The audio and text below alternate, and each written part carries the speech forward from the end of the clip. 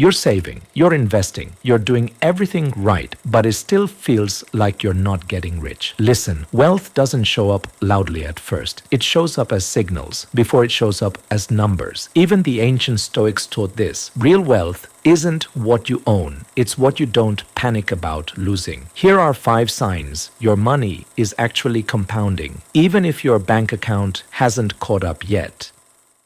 You ever get that feeling? You're doing all the right things with your money. You're saving, you're investing, you're disciplined. But when you look at your bank account, it doesn't feel like you're making real progress. The numbers are going up, but it's slow. It's not that explosion of wealth you see in the movies. It's a quiet, almost boring process. And in that quiet, a little seed of doubt starts to grow. You start wondering, am I really on the right path, or am I just kidding myself? That gap between your disciplined habits and the lack of spectacular overnight results is one of the most frustrating parts of building wealth.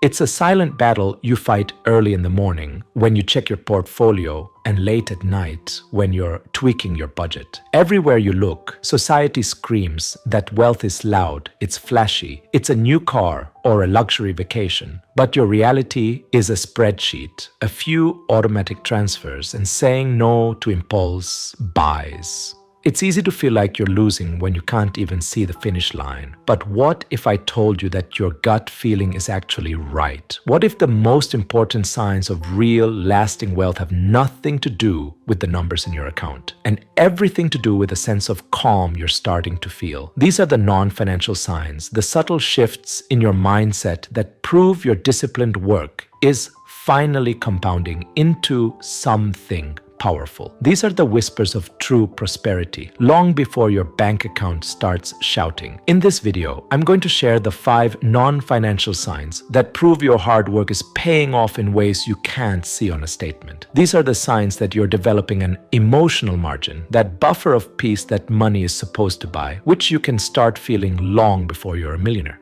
Stick around, because the last sign is the one that truly separates the wealthy in spirit and in their wallet from everyone else. Sign number 1, the feeling of calm amidst financial storms. The first and maybe the most profound sign that you're truly winning with money is a deep earned sense of calm. This isn't about being clueless or detached. It's the exact opposite. It's a quiet confidence you feel in your bones, because you know you've built a financial fortress, brick by brick, against life's inevitable chaos. At its core, true wealth isn't a number. It's the absence of financial anxiety. Think back to a time when an unexpected bill would have sent you into a full-blown panic. The check engine light comes on and your heart drops, the fridge suddenly dies, and a wave of dread washes over you. For most people, these aren't just financial problems. They're emotional crises. The adrenaline spikes, your mind clouds over with fear, and you can't think straight. But lately, things feel different, don't they? The check engine light still comes on. And yeah,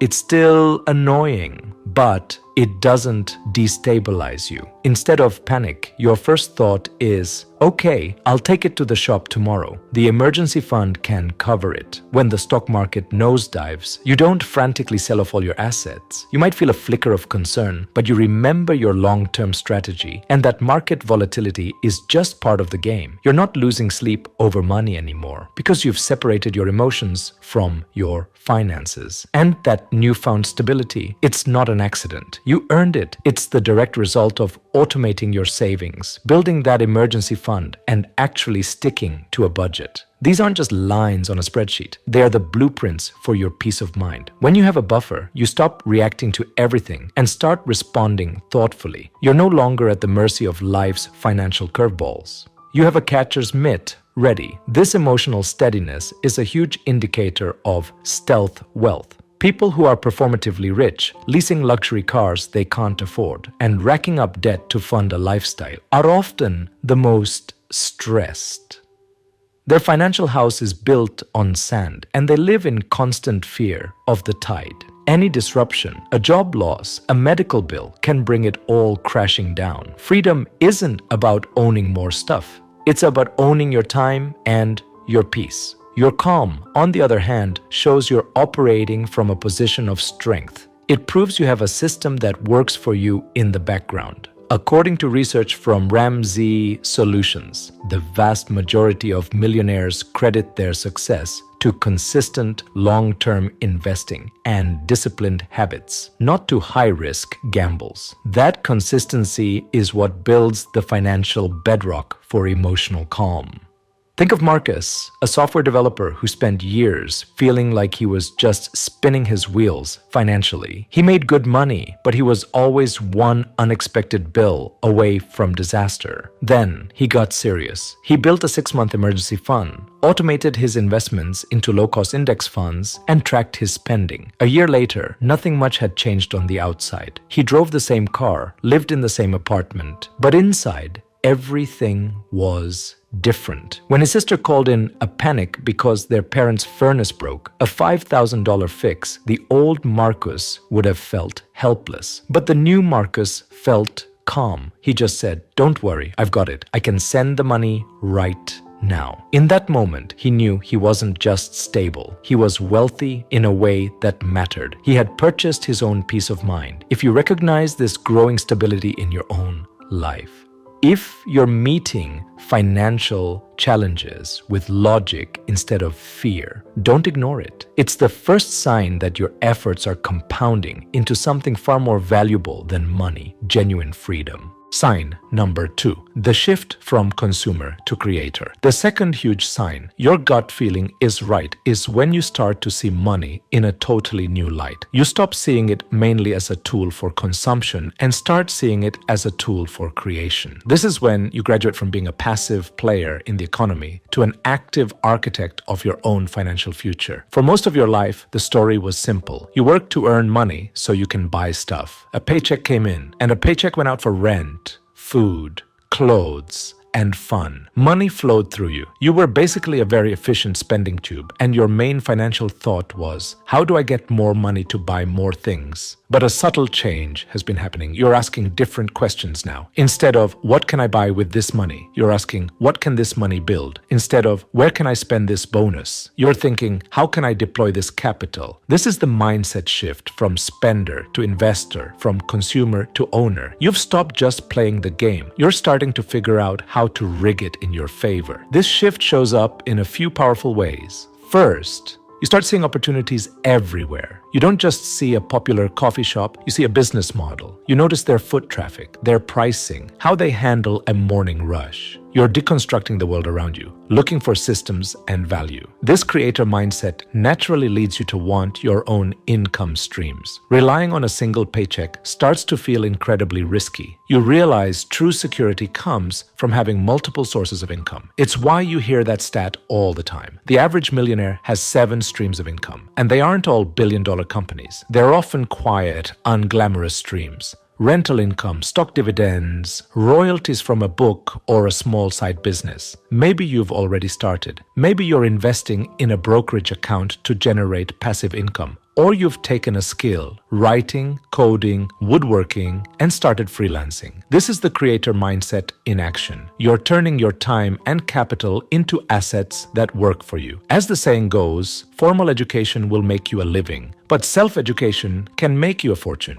It's like the difference between a tourist and a farmer. The tourist shows up, consumes the local culture, spends their money, and leaves with just memories. The farmer looks at a piece of land and sees potential. They invest their time and energy to cultivate the soil, plant seeds, and create a harvest that sustains them and produces even more seeds for the future. When you shift from consumer to creator, you stop being a financial tourist and become a financial farmer. You see every dollar not just as spending power, but as a seed. You can eat it now, spend it, or you can plant it, invest it, where it can grow into a tree of wealth. This also changes how you see your job. It's no longer your whole identity. It's a strategic asset, a powerful source of capital to fund your investments. You work with a new purpose, not just to pay bills, but to acquire the capital you need to buy back your freedom.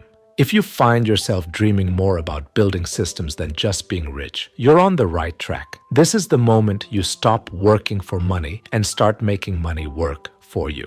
Sign number 3, the disinterest in keeping up appearances. The third and most liberating sign is a genuine lack of interest in keeping up with the Joneses. In fact, you have a sneaking suspicion the Joneses are dead broke. This isn't sour grapes. It's a deep shift in your values, where your own financial goals become way more important than what other people think. For years, you were probably caught in the social comparison trap. A friend buys a new luxury car and you feel a pang of envy. A neighbor does a huge renovation and suddenly your kitchen looks shabby. Social media is a constant highlight reel of exotic trips and designer clothes designed to make you feel less than, so you'll spend more to close that gap. But now, something's different. Your friend gets that new BMW, and your first thought is happiness for them, quickly followed by relief that you don't have their car payment. You see a flashy vacation post on Instagram, and you feel nothing.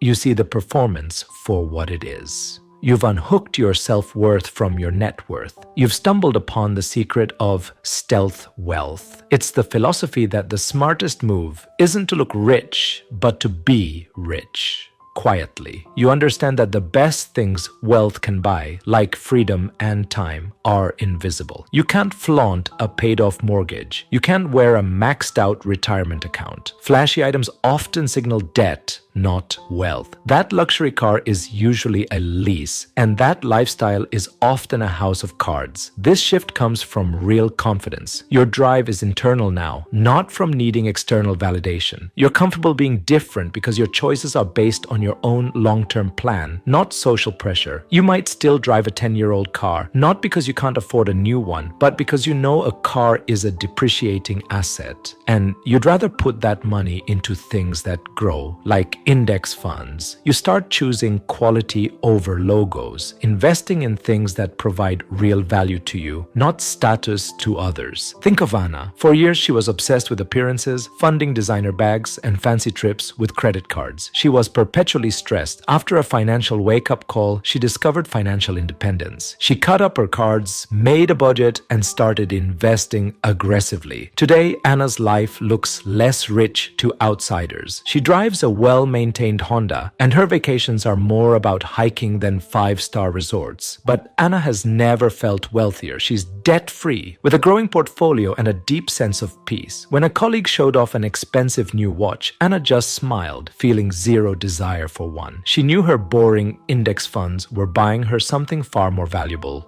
her freedom. If you see yourself in Anna's story, celebrate it. This indifference to the rat race is a powerful sign of financial maturity. You've stopped playing a game designed for you to lose and started focusing on the only scoreboard that matters: your own. Sign number 4, the emergence of a true abundance mindset. The fourth sign is a genuine shift from a scarcity mindset to an abundance mindset. And I know, abundance mindset is a term that gets thrown around so much it's almost lost all meaning. But I'm not talking about some vague, positive thinking fluff. I'm talking about a practical change in how you see money and opportunity. It's moving from the belief that life is a zero-sum game to knowing it's a positive-sum game. The scarcity mindset where most people live is based on fear. It sounds like this: if my coworker gets a promotion, that's one less shot for me. Or I can't afford to be generous. I barely have enough for myself. This leads to fear-based decisions. Hoarding cash in a low-yield savings account because you're scared of the stock market, or feeling jealous of other people's success. The abundance mindset, however, operates from confidence. It believes there's more than enough to go around. It sounds like this: my coworker's success is inspiring, or I can invest confidently because I know I can always create more value. This mindset encourages strategic risk, growth, and generosity. You know this shift is happening when you start seeing opportunity where you once saw risk. The stock market dips, and instead of panicking, you think, great, everything's on sale. You meet a successful person, and instead of envy, you feel curiosity. You want to learn their systems. You see their success not as a reflection of your failure, but as a roadmap. This fundamentally changes your behavior. You stop being cheap, not by spending recklessly, but by understanding the difference between an expense and an investment. An expense is money gone forever. An investment is money you put to work to create more value. With an abundance mindset, you start investing generously in yourself, buying books, taking courses, or hiring help for your business because you know you are your greatest asset. Generosity becomes a natural extension of this. When you truly believe you can always create more wealth, giving some away isn't scary. It becomes a joy. This isn't about performative charity. It's about buying a coffee for the person behind you or helping a family member without expecting anything in return. People with true abundance know that helping others succeed doesn't diminish their own chances. It expands the pie for everyone. Consider David. For years, he operated from extreme scarcity, hoarding his savings in a bank account, earning nothing. He was terrified of investing. But then he started small. He invested his first $1,000 in an index fund and watched it grow. He started a tiny side business and it turned a profit. These small wins rewired his brain. He saw that he was capable of generating wealth, not just hoarding it. The real shift came when a friend needed a $2,000 loan to start a business. The old David would have refused, paralyzed by fear. The new David saw it as an investment in his friend's potential. He lent the money and offered his advice. The business took off, the loan was repaid with interest, and their friendship deepened. David's world was no longer small and fearful. It was expansive and full of potential. If you find yourself celebrating others' wins and feeling a desire to be generous, you're experiencing the power of an abundance mindset. This is the psychological soil where real, lasting wealth grows. Sign number 5. Instinctively valuing your time over money. The final and most definitive sign your gut is right is when you start to instinctively value your time more than money. This is the ultimate mindset shift, the final boss in the game of wealth psychology. It's the point where you move beyond just accumulating resources and start using them to buy back your most precious, non-renewable asset, your life. For most of our lives, we trade our time for money. We work an hour, we get paid for an hour. The goal seems simple: make more money per hour. We chase promotions and work long hours, all to get a bigger paycheck. Money is the goal, and time is what we spend to get it. But a powerful reversal happens on the path to true wealth. You reach a point where you have enough. Your investments are working, your emergency fund is solid, and you're no longer in a state of financial stress. At this inflection point, the equation flips. You stop asking, how much money can I make? And start asking, how much time can I free up? You realize you can always make another dollar, but you can never make another minute. This new value system starts guiding all your decisions. Studies have shown that people who prioritize time over money report greater happiness. You find yourself willing to spend money to save time. You hire a cleaning service, not because you're too good to clean, but because those 3 hours are worth more to you spent with your family or just resting. You pay for grocery delivery. You take the direct flight even if it costs more. Each decision is a trade where you're consciously swapping money for time.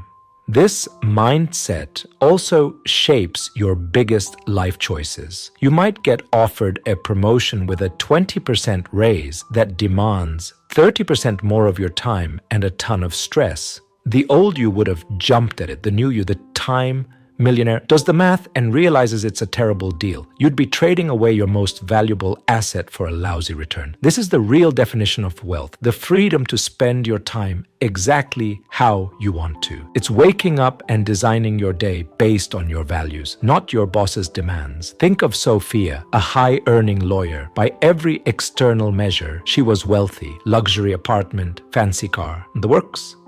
But she was miserable, working 80-hour weeks with no time for friends or hobbies. She was a money millionaire, but a time pauper. One day, after years of disciplined investing, she saw that her portfolio could cover her living expenses. It wasn't her lawyer's salary, but it was enough. So she did something radical. She quit her high-powered job and took a part-time role at a non-profit she loved for a fraction of the pay. Her friends thought she was crazy.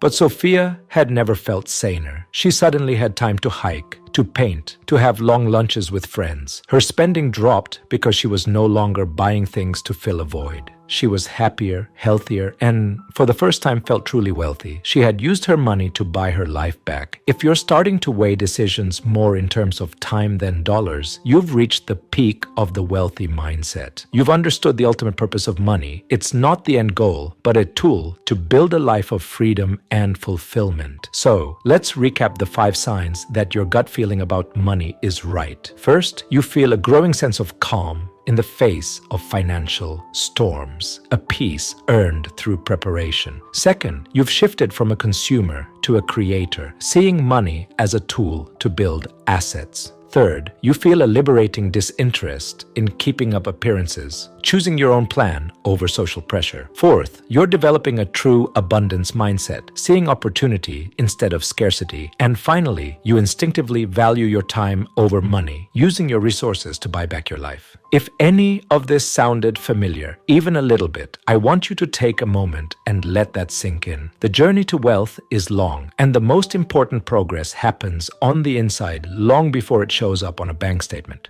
These feelings are not random. They are evidence. They are proof that your discipline and patience are working. You're building something real and durable. You're building a life of freedom. Trust that feeling. Your gut is right. Which of these signs hit closest to home for you? Let me know in the comments below. I'd love to hear about your journey. And if this message resonated, make sure to subscribe for more on building not just a wealthy portfolio, but a wealthy mindset. Thanks for watching.